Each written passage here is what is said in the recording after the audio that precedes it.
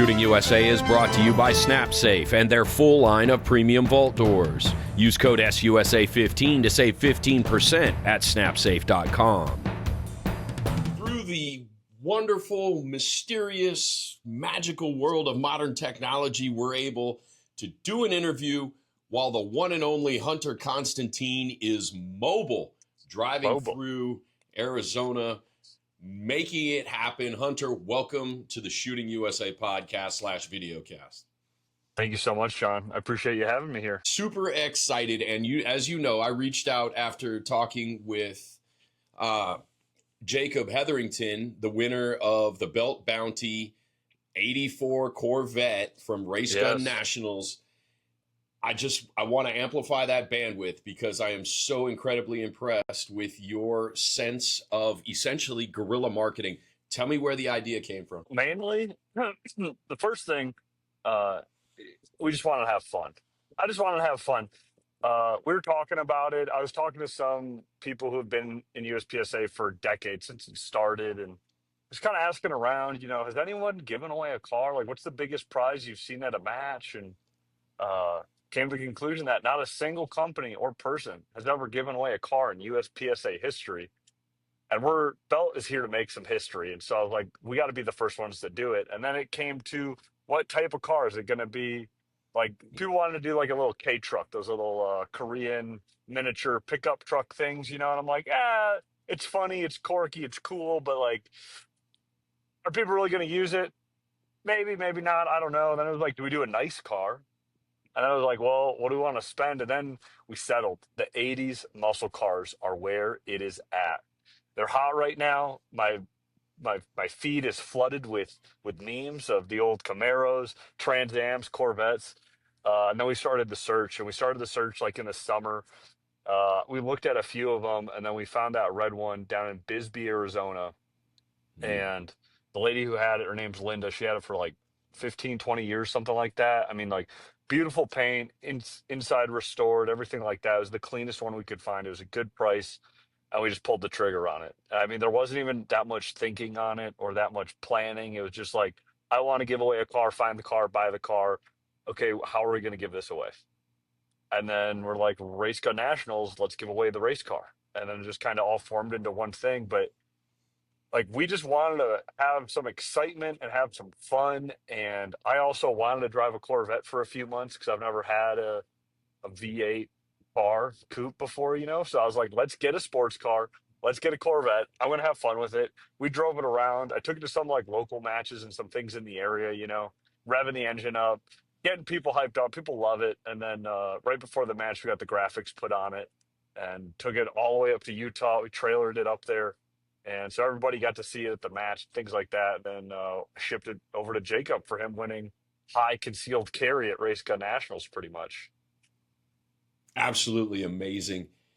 From a stepping off point, like it hasn't been done, and we're going to do it. Innovation that not only in this guerrilla marketing technique, but this innovation extends into the product. Talk about the company, talk about the idea to get the company going and what makes it different. Sure. So this truck that I'm in right now, I've got 185,000 miles on this truck. There's a big camper on the back, and I quit a job that I had in commercial real estate, went on the road, went on the major match circuits. I was training, I was hitting range events, and I found myself not carrying my gun. And I had all these different belts, rigid belts, ratchet belts, leather belts. And it was so uncomfortable that I took my gun off. I found myself in a random gas station, let's say, or something. And then I'd have to put my gun back on, then get out and do all those things. It wasn't comfortable. And so I also fractured my back twice. So I've had some back issues, things like that in my younger life. I wanted to conceal carry more. And so then I started trying some stretchy belts. And there's a couple stretchy belts on the market, but they don't really offer any reinforcement for your gun. They're super comfortable, but now your gun flops around. So it's like, there wasn't this something in between where it's rigid and stretchy, and that's where I came up with the idea for the belt. So it's literally just from being on the road so much, shooting so much, and knowing like this sloppy belt with my draw, like my gun's essentially like pointing right at my crotch. If I try to run, the gun's moving around a lot. And then on the rigid belts, my hips would hurt all day. My psoas muscles would hurt. My back would start to hurt. And so came up with the idea. It took about 2.5, 3 years of different prototyping and development to get to the product that's on the website now. But essentially, it has a large rigid section in front and a stretchy portion in the back, and it's the most comfortable and functional concealed carry belt on the market right now.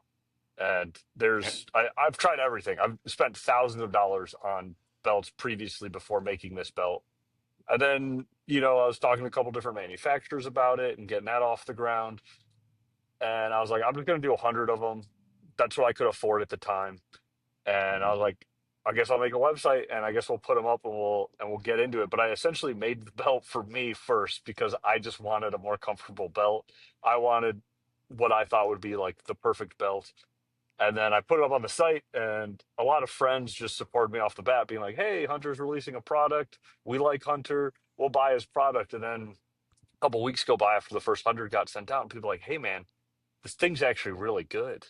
I'm like, "Yeah, that's the whole point." And then it just kind of snowballed where, the next time I bought 200 belts, and I used the profits from there, and I didn't even pay myself up until last year any salary or anything from the company. I just like put it back into inventory or some of the manufacturing processes and stuff like that. And so it was a long time coming. I've had the belt since 2019, and it's only been for sale since October of 22. So there Yeah. was a lot of testing. I put it to like some of my local guys, kind of like focus group studies, things like that, what to improve, and then out of the gate, Tier One picked it up for white label about like 6 months out of the gate. So they have the EDCS belt, which is essentially the same one, just with an extra loop on it, their logo, their branding. And then this year we released the Blackout series, which is an embossed logo, more colors. We have camo colors now. We have pink for the ladies.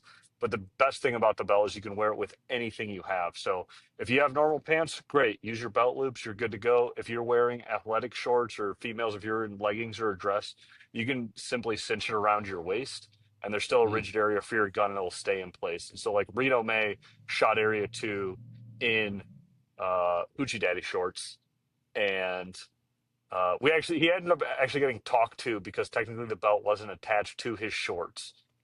But I this was see. also his first major match. So like they just gave him a warning, and like you can avoid that by just clipping the clips to your shorts as well. And then technically it's like on your shorts, but there's no belt, there's no actual belt loops, but it had to stay around his waistline. But and for dress clothes too, I got some guys that are in the professional world, and they will wear the belt underneath their professional garments. So like Hmm. they have their whole rig on belt, holster, gun, and then they literally put their dress pants over that and tuck their shirt in, put their belt over it. So Yeah. like they're running deep concealment with the belt.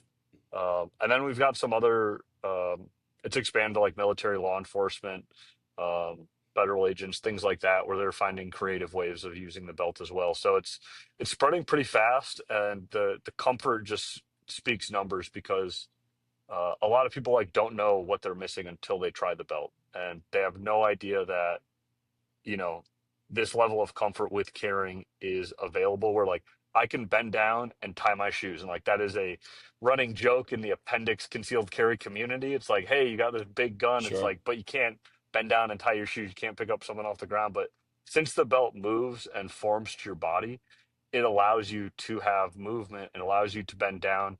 Um, I did some promotional videos where like I go to the gym and I'm squatting, I'm deadlifting, I'm doing a full blown leg day, I'm running on the treadmill, I'm doing assault bikes, carrying the entire time. And that's really the magic of it all, is that like you forget that you have it on, especially when you have like you can carry. I carried a Nighthawk Sandhawk with a light, a spare mag with 147s in it, just to get like the heaviest possible concealed carry package I could get. And I think it came out to like four and Right. a half pounds in total, and it was fine and it was comfortable. And so it's just I want to get people concealed carrying more, and I don't want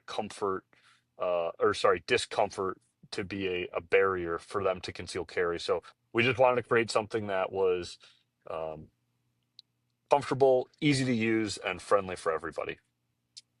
Excellent. Is it primarily designed for someone who wants to carry in the appendix position, or if somebody wants to carry inside the waistband at lower back or something like that, is it adaptable to those positions? Yep, you simply just turn the rigid section to wherever you're carrying your gun. So there's a Yeah, lot makes of sense. the feds that are using the belts, they're still at like the 3, 4 o'clock carry on their hip. Um, Hmm. the only downside is if you're one of those guys that carries spare mags or handcuffs and stuff on the other side of the belt, you have to get a little creative with how you're attaching it, because if it's just a simple claw clip, it doesn't really clip to the elastic. We do have some prototypes Right. coming out with those guys specifically in mind, where it's kind of Mm. like two rigid sections with stretchy in front, stretchy in back. But we're always like playing with stuff, just like the car. Like as soon as an idea comes up, I send it off, and we get a prototype made, and we just start testing it and just see how it goes. And so like there's a handful of belts. We've got leather belts coming out soon for more dress attire and things like that. We've gotten some of those requests. We've got a TSA belt coming out where there's no metal in it at all. It's all polymer Hmm. and soft goods. And so there's a whole bunch of different things. But yeah, you can carry the belt any way you want. So any hip, small back, appendix. Obviously, I'm a big appendix shooter, and so like I prefer appendix, and I had that kind of top of mind when I made the belt. But it is universal in that sense. Excellent. The company's obviously doing well at this point. You know, the investment and reinvestment on your part to drive this thing forward has gotten you to the place where you can first and foremost finally pay yourself a salary. Which, congratulations on that, dude. Thank you. It's one of those things. As a fellow small business person, I understand where you're coming from. What I am most excited about is the fact that you support shooting sports to the tune of cash. And it's Yeah. not just in the form of the car at the highest profile USPSA match of 2025.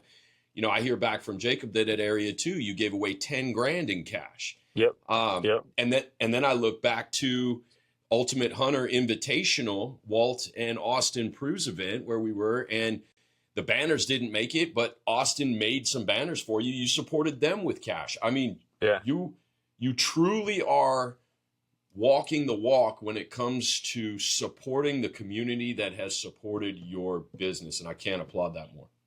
Yeah. I think it's important. Like this community that we're in and this space, like this is where I came from. This is where my credibility was built. This is where I got to meet some of like who are going to be lifelong friends. Like you go to Nebraska, you go to Florida, anywhere, it's like I've got pockets of friends there from this community where we catch Sure. up. I know what's going on in their lives, they know what's going on in mine.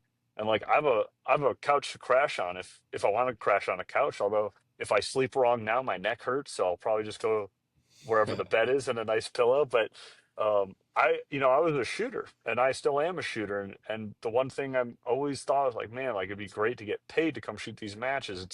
It's a self-funded sport for all these matches. The shooters are paying entry fees to be there.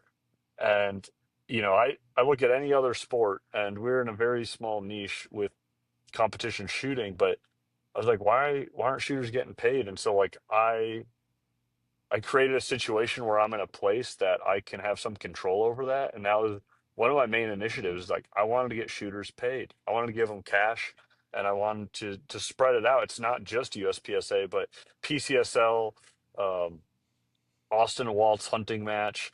I sponsored a Hmm. PRS match in not just a match, but like a PRS club in Texas. I like provided all their water for them and things like that. Where uh, I'm here for all shooters. I love all Hmm. shooting. I love all guns. I love doing it all.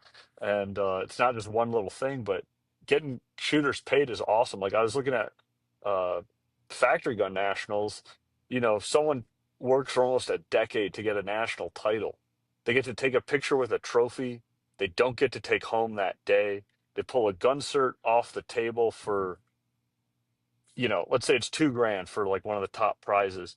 Meanwhile, my boy Pete finishes 39th in production, and he gets to go home with $3,000 and a Walther PDP that day. Hmm. And so it's just, and he, the amount of energy in that room when I was just handing out all the stacks of cash, it was crazy. And like people just chanting belt, and like it's becoming so much more than like just me and this belt. And I love where it's going. I love where we're going to take it. And we're going to try to make it even bigger and keep pushing, because like every year is just like 2025 three, I think I gave away $7,000 in cash. And then we had about maybe Mhm. $10,000 in donations from supporting brands like Vortex, Baja Designs, RD Suppressor, Sounds Top, a bunch of other ones to list. And then this year, I think we're going to be totaling out. The meeting I had before this was just with my accountants. They were talking to me like, "What are you doing?"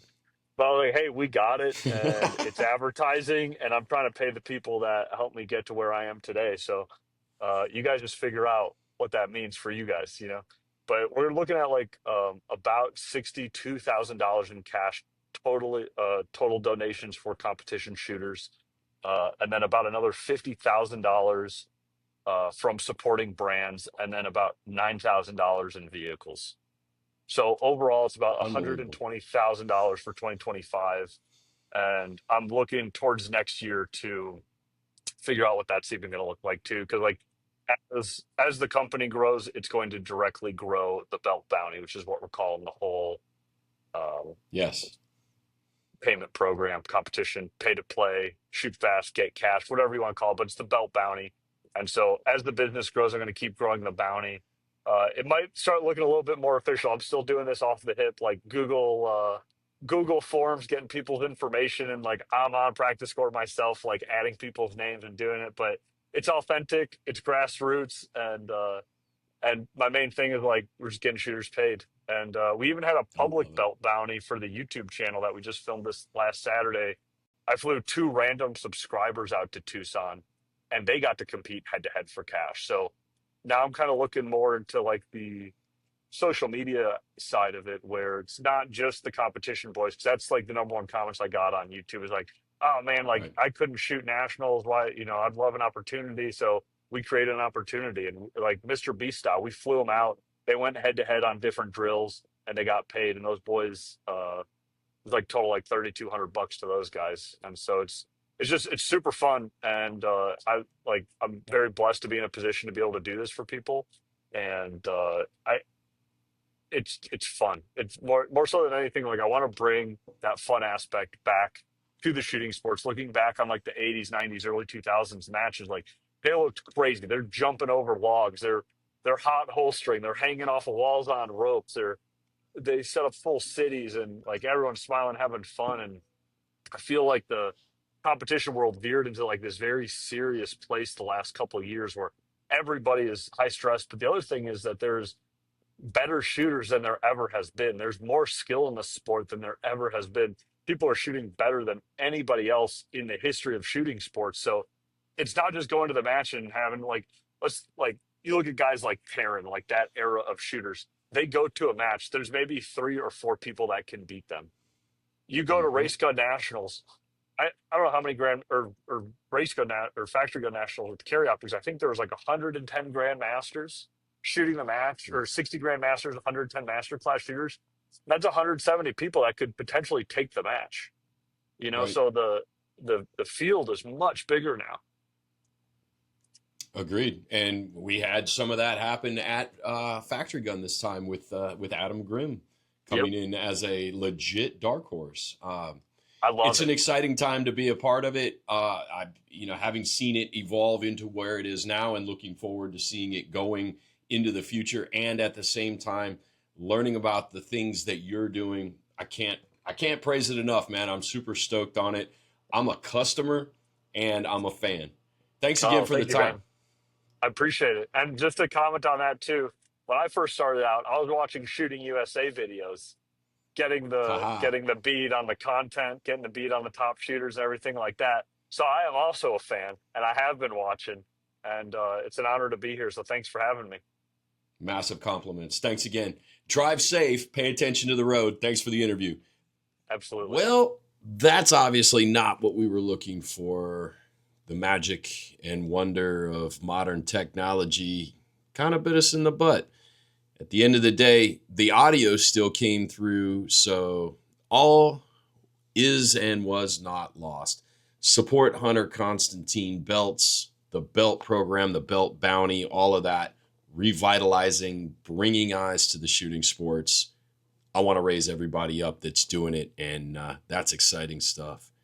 Anyway, we'll keep these things rolling. Let us know in the comments who we should be trying to find, who we should be talking to, and we'll see you Wednesday nights on Outdoor Channel.